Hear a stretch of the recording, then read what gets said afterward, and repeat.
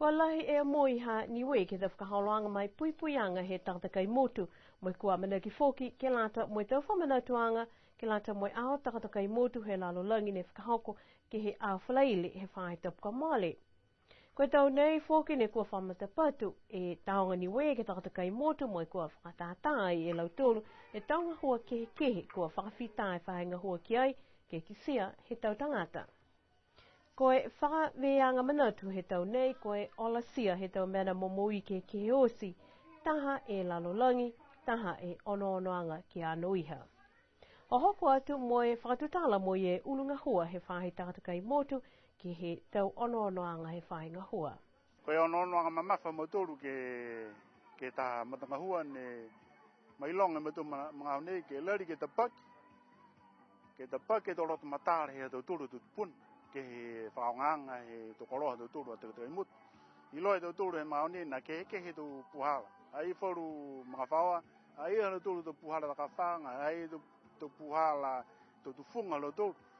Ai ki sianga he whaenga hua he maoni, koe mawhisi hai e to puhala nei, ke ngaro ka kano ni hako to matuha to turu, ka mamore ato lo turu, ka mamore ato whoki e to puhala nei. So ke mama whale he matoro ono-onanga e tau ne ono atu ki ai ki mua e mau nei ke lari ke tapaki ko ingoa ni e puhara ke tapaki tohia mo lari ni ke whakaako tau tau whanau e atu hau ke whewhe ke lari ke mumuitua ke to puhara nei haka to puhala nei a si whaikoroa pehe nei a tau e whanei ke whaongai tāna mene e nei loi tau tau ha ko e tau niwe mo mui ha ke a tau tau tau matua pia whoki me tau tupuna e wahia ke he takataka imut. Ai ono lahi alo turu ke to koutui whaku. Koe tau koroa osi mo mui, aha i lo te takataka imut, na whakaonga i lo turu, whakaonga whakalauta matare i lo turu. Sia ai ono anga lahi alo turu e whaia ke he anu iha. Ai tunga e kisianga he whainga hua e mga nei, tokolonga i lo turu atu hau ne whakaonga, whakahanoa i lo turu i to koroa he takataka imut. Ai ono atu kaha ke atu hau anu iha to turu to whanau. So koe mena lahi ai he whainga hua ni kisia ke he tau tūru amut. Koe to puhala whakahanoa ke he whakaongaanga he to koroha tau tūru he takataka imut. Tunga e to puhala takawhanga tau tūru. Whanawhana mo e takawhanga.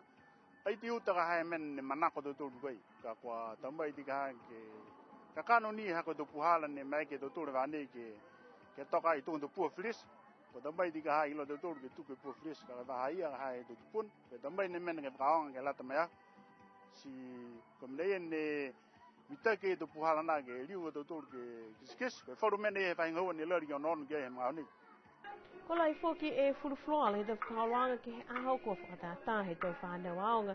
Whakamahani whanua tau lolongo ke whakamatapatua ke aho.